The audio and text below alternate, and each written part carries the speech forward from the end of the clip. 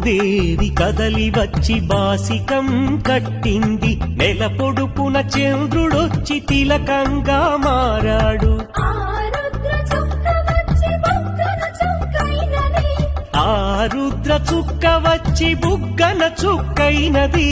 ప్రకృతియే పరవశించి పూదండగా మారెను.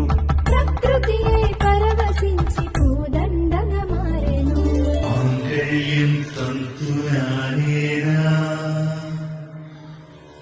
మమ జీవన హేతునా కంఠే బధ్నామి శుభగే త్వం జీవ శరణాం శతం.